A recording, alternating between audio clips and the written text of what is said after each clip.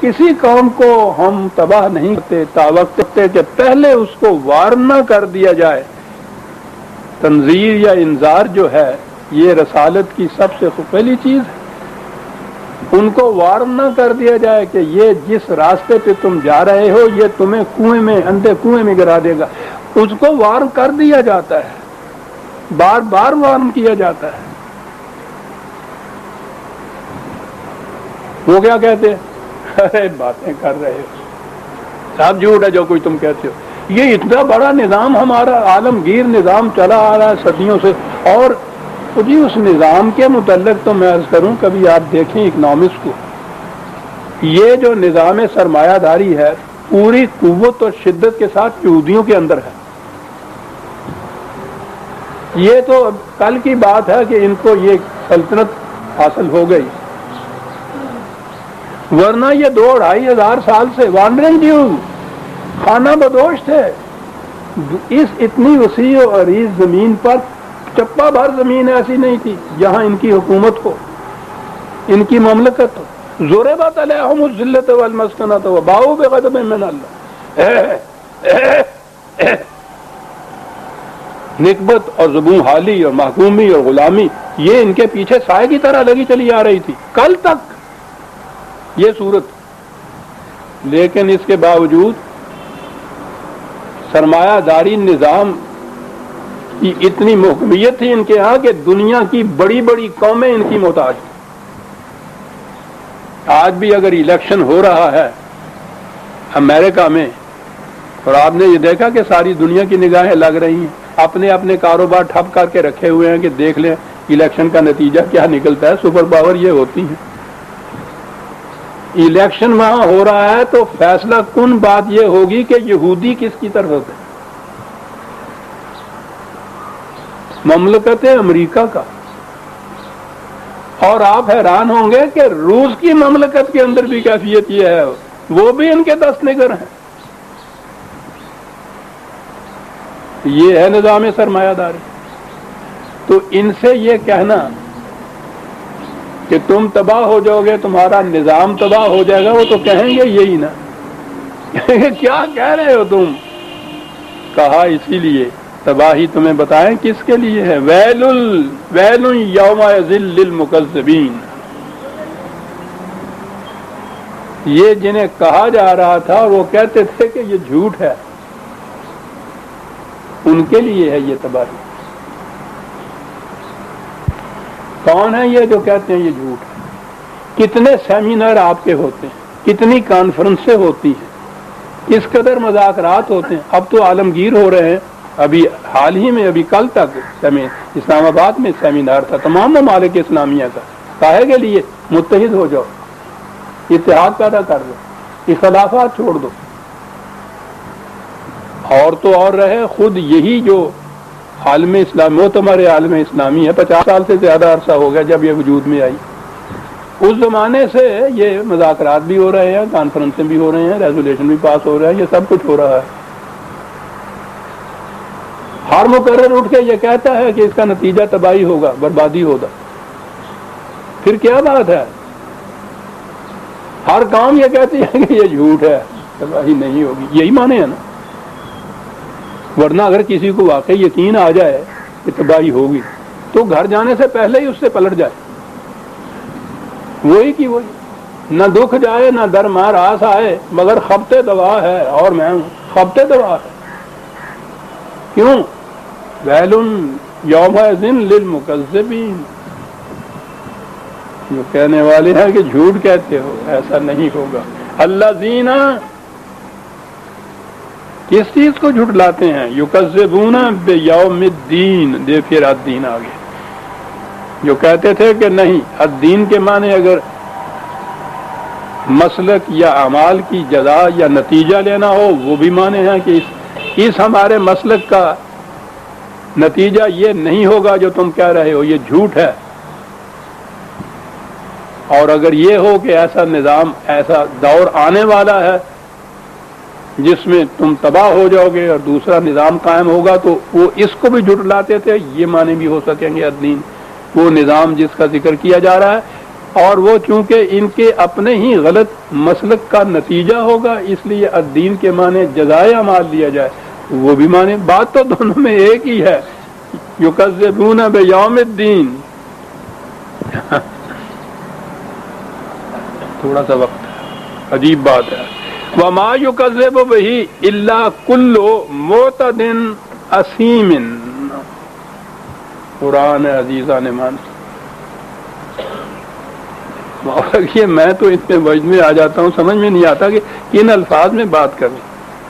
کون تھے یہ لوگ جو نہیں مانتے تھے، جو کہتے تھے کہ غلط ہے، تباہی نہیں آ سکتی؟ ہمارے ہاں تو ان کے ترجمے گناہ گار کیا جاتا ہے، تو وہ ہر جگہ گناہ گار، اور پھر گناہ اور گناہ گار جو ہے تصور ہی اس کے متعلق نہیں۔ بڑے فخر سے عاصی ابن المعاصی لکھتے ہیں اپنے نام کے ساتھ، مذنب لکھتے ہیں اپنے نام کے ساتھ، گناہ گار، کوئی فخر کی بات ہے؟ ایک دفعہ میں نے اس صاحب سے لکھا تھا جو بڑے فخر سے لکھتے تھے کہ وہ عاصی اور معاصی، میں نے کہا وہ یہ جو عاصی لکھتے ہو نا، معصیت جرم کو کہتے ہیں، تو مجرم لکھا کرو اپنے نام کے ساتھ، پھر دیکھو دوسرے دن حوالات میں ہوتے ہو یا نہیں۔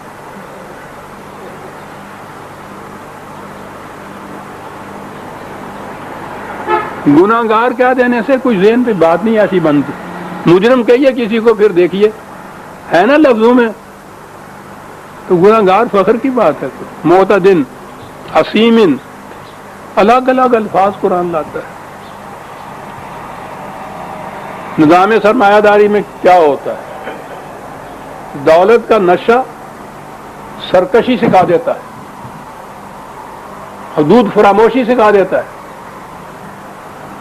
خود دولت کا نشہ کہا جاتا ہے، اور جتنی سرکشیاں، حدود فراموشیاں، استبداد یہ ہوتا ہے دولت کے زور پہ ہوتا ہے، سرمایہ کے زور کے اوپر ہوتا ہے۔ معتدن، حدود فراموش کا، سرکشی کر جانے والا، ابھی دوسرے معنی بھی میں عرض کروں گا، یہ تو عربی زبان ہے۔ تو ایک طرف تو یہ کیفیت ہوتی ہے کہ وہ قوت کے نشے میں سرکش اور حدود فراموش ہو جاتا ہے۔ معتدن ایک تو ایک یہ ہے، عدوان، طوفان کی طرح آگے بڑھ جانے والا، اور سرمایہ کار جو ہے، سرمایہ دار جو ہے، یہ محنت نہیں کرتا، روپیہ اس کا روپیہ کما کے لاتا ہے نا، خود محنت نہیں کرتا۔ محنت نہ کرنے کی وجہ سے اس کے جو قواعد عملیہ ہوتے ہیں وہ سست پڑ جاتے ہیں، اسی لیے اگر کہیں ایک دھچکا لگ جائے نا کروڑ پتی کے اوپر بھی، ہارٹ فیل ہو جاتا ہے اس کا۔ مزدور کو اگر ایک دن نہ بھی میرے مزدوری تو کوئی بات نہیں، وہ دوسرے دن پھر نکل کھڑا ہوتا ہے، یہ برداشت ہی نہیں کر سکتا اس قسم کے دھچکے کو، اس لیے کہ یہ جو قوت ہوتی ہے مدافعت کی، یہ جو قوت ہوتی ہے محنت کرنے کی، وہ نہیں رہتی، مزمل ہو جاتی ہے، سست ہو جاتی ہے۔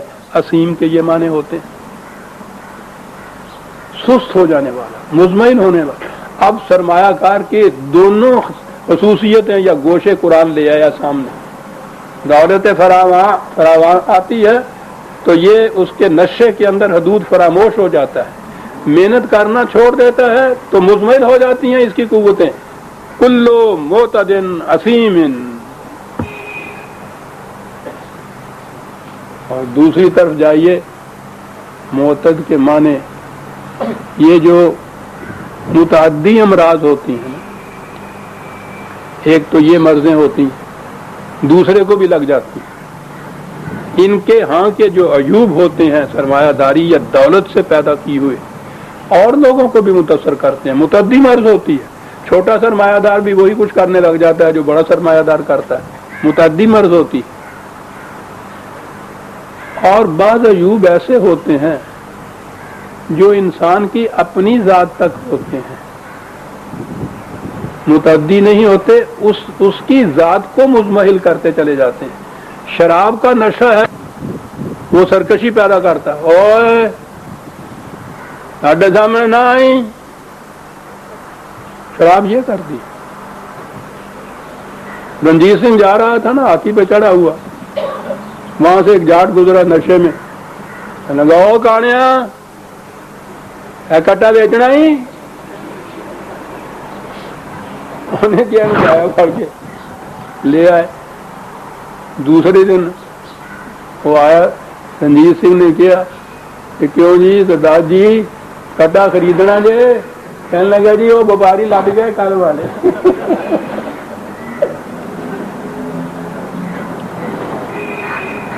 نشہ دولت کا یہ بھی کرتا ہے, شراب کا نشہ ہے, ایک نشہ افیم کا ہوتا ہے. بیٹھے رہے تصور جانا کیے ہوئے, دل چاہتا ہے پھر وہی فرصت کے رات دن بیٹھے رہے تصور جانا. یہ جو امراض ہیں اپنی ذات کو ہی بھلا دینے والے. سرمایہ داری کا نشہ شراب کا بھی ہوتا ہے, افیم کا بھی ہوتا ہے, معتد بھی ہوتا ہے, اسیم بھی ہوتا ہے. قرآن کہتا ہے یہ ہیں جو جھٹلاتے تھے کہ کون کہتا ہے یہ آ کے رہے گا. کیوں جی میں تو 2-4 منٹ. بہرحال ایک بات, ایک آیت تو اور لے لوں. اذا تتلی علیہ آیاتنا, ان کے سامنے تاریخی شواہد پیش کیے جاتے ہیں کہ دیکھو اقوام سابقہ کو, جس قوم نے بھی یہ نظام اپنے یہاں قائم رکھا, دیکھو اس کا انجام کیا ہوا. قارون کا انجام دیکھو, فرعون کا انجام دیکھو, قوم مدین کا انجام دیکھو. قرآن کریم نے تمام اقوام عالم جو سابقہ تھیں ان کے نظام سرمایہ داری کا انجام بتایا ہوا. جب ان سے کہا جاتا ہے کہ ان کو دیکھو, کہتے ہیں کہ یہ پرانے لوگوں کی کہانیاں ہیں جو تم بیان کر رہے ہو. واقعہ تھوڑا کہانیاں پرانے لوگوں کی, حالانکہ قرآن نے کہا ہے, تاریخ کی اہمیت اس نے بتائی کہ یہ ہم کہانیاں نہیں بیان کرتے, ہم بتاتے یہ ہیں کہ فلاں قوم نے اس قسم کا نظام قائم کیا تو اس کا نتیجہ یہ نکلا, دوسری قوم نے ایسا نظام قائم کیا تو اس کا نتیجہ یہ نکلا. یہ ہے مانے. وہ اس نظریے سے تاریخ کا مطالعہ نہیں کرتے. بتایا بھی جاتا ہے تو وہ کہتے ہیں کہ یہ پرانے وقتوں کی باتیں ہیں, اس زمانے کی باتیں ہیں, ہمارے یہ ہم پہ اس کا اطلاق نہیں ہوتا. بیان ہی جو ہم کرتے ہیں. قرآن کریم نے یہ بتایا کہ یہودیوں نے یہ کچھ کیا تو ذلت و نکبت ان کے پیچھے لگ گئی. ہم نے کہا کہ یہ یہود کے متعلق ہے, ہمارے متعلق نہیں ہے. عیسائیوں نے شرک کیا تو ان کے ہاں برہمنیت اس طرح چمٹ گئی. اچھا یہ عیسائیوں کے متعلق, یہ قوم مدین کے متعلق ہے, یہ فرعون کے متعلق ہے, یہ قریش مکہ کے متعلق ہے. ارے یہ سارا کچھ جتنا بھی ہے یہ تو ان کے متعلق ہو گیا. آنکھ نرگس کی, دہن غنچے کا, حیرت میری, ان کی تصویر میں پوچھے کوئی ان کا کیا ہے. کوئی اس قرآن میں کوئی تمہارے متعلق بھی ہے کہ نہیں؟ کہیں ہے جی. تو کیا چیز ہے وہ جی؟ جنت معلیٰ جو ہے وہ ہمارے لیے لکھی ہوئی ہے نا. اذا تتلی علیہ آیاتنا قال اساطیر الاولین.